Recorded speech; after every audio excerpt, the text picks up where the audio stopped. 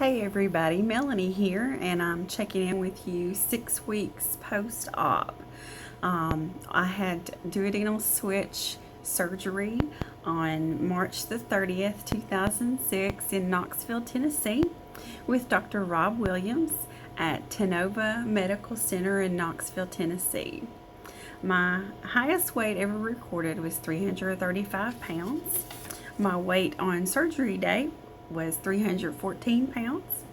Last week, my weight was 295.5 pounds, and this week we're down to 292.4, so that's a loss of 3.1 pounds this week. Since surgery, I've lost 21.6 pounds, and from my highest weight overall, I've lost 42.6 pounds. So not a bad week. Last week I didn't do quite that well. We were looking at some constipation issues, and it was Shark Week, but did a lot better this week. One thing was, especially with a duodenal switch patient, we don't do well with carbs. Vertical sleeve gastrectomy patients can eat anything. They just have the restriction. Roux-en-Y patients really have a problem with sugar because they'll have like the dumping syndrome, which is a pretty violent reaction to sugars. With duodenal switch patients, when it comes to carbs in general, but especially starches, breads, and fibers, vegetables, those types of things, we don't do that well. And I had made some very mild chili one day earlier this week, and it didn't have carbs in it except for beans. I did have some beans in there, and I had been able to eat refried beans with no problem. So I thought, well, I'll give this a try because I'm now, trying more things. So I had the chili. I only ate probably a half to 3/4 of a cup, and it was great. I did okay. The next day was not so great because I'd never had experienced gas pains like this. It wasn't like how you would feel gassy when you were pre-op. No, this was painful. It was like stabbing pains and nausea. I even threw up some, and just not pleasant. So beans that are just regular whole beans, I think I'm gonna have to back off on. Refried beans don't give me a problem now. I don't know if that's because of the fat that's incorporated in with them. I know that traditionally refried beans are made with lard, and duodenal switch patients, where we have to have a lot of fat. Eating guidelines for a duodenal switch patient would be like 120 grams of protein. I'm trying to shoot for 30 grams maximum of carbs and 100 grams of fat. And to someone who's not a duodenal switch patient, you're going, wow, that's a lot of fat. And if you were a Roux-en-Y or a sleeve patient, yes, that would be a lot of fat. That would be way, way, way too much fat for you. But not for a duodenal switch patient, because the way that the duodenal switch gut is rerouted, we only absorb about 10% of all fat that we take in. So if I eat 100 grams of fat, I absorb 10 grams of it, and the other 90 I just pass right on out. And it helps, the fat intake helps duodenal switch patients because it also combats constipation issues.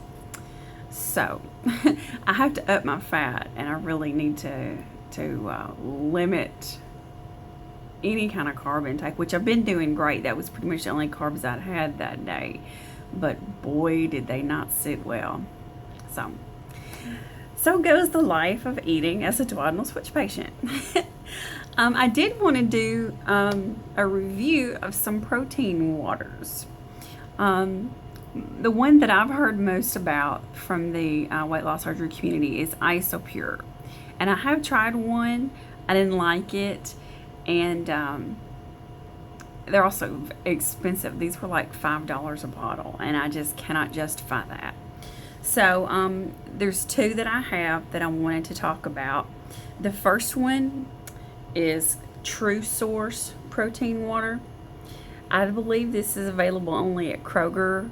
Up north it's Fred Meyer, and I forget what other stores it is in the Kroger family, but it's Kroger and Kroger family stores. These have 20 grams of protein per bottle, 1 gram of carbs, no fat. It's got whey protein isolate in it. This one is awful.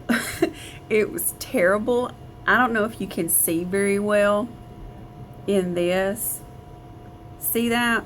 There's stuff floating in the water. I'm going to shake it up and you can see there's the bubbles, but you see the little flaky things kind of floating in the water. Can't really see too much because of the glare, but there's stuff floating in this water, and when you drink it you can taste it. It's like chunks of stuff that's not supposed to be there. When you first taste it, it's like sweet, like aggressively sweet and unnaturally sweet, and the flavor is unnatural, like almost like really cheap Kool-Aid knockoff. And the texture, and you have this really assertive protein taste. I couldn't even make it through one. I tried it room temperature and I tried it chilled, and it's foul. Someone else may enjoy it. Personally, me, yuck. So this was TruSource protein water. A pack of 4 was about $10. Didn't like it. Now, Atkins has come out with a protein drink that's a protein water. Now, I'm not really a big Atkins fan because like their protein bars and other protein things that they have usually have too many carbs, at least for me. As a duodenal switch patient, my carbs are very limited, so I have to be very stingy with my carbs.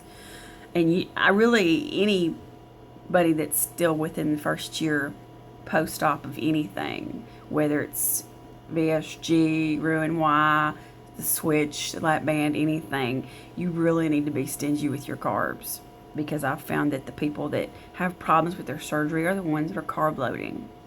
So a lot of the Atkins things tend to me have too many carbs in them. Their new protein drink is called Lift. You can get them in packs of 4. Right now I've only seen them at Walmart. Other stores may have them, but I've only seen them in Walmart, or you can order them from the Atkins website. Pack of 4 for less than $9, like $8 and change. These also have 20 grams of protein. Some flavors have 2 carbs. Some flavors have 1 carb. It's per bottle. They have a berry, they have a lemon, and they have an orange citrus. I've tried all of these, and they are, to quote Scotty Roux-en-Y, they are fantastic. There's not any floaties in there. It's just like drinking Crystal Light. It's not got the exact same flavor as Crystal Light.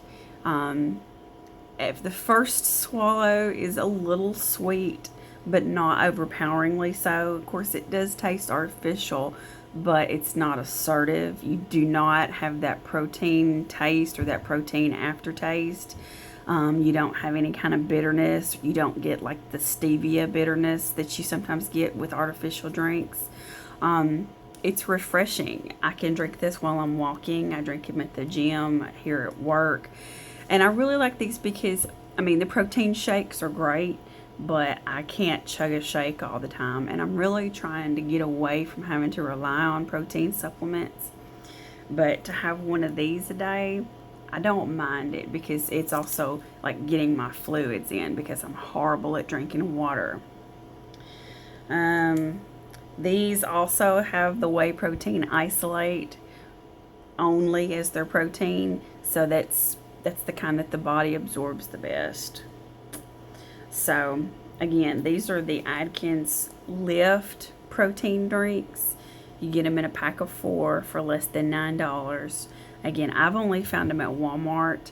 I don't know. I haven't ever seen them at Costco or Sam's or anything, so I don't know if you can get them by the case. I've never seen them individually sold. I do know you can also order them from the website.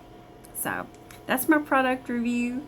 Hope everybody's having a great week, and keep on chugging along. Sparkle on. I have my invisible crown on today. Bye.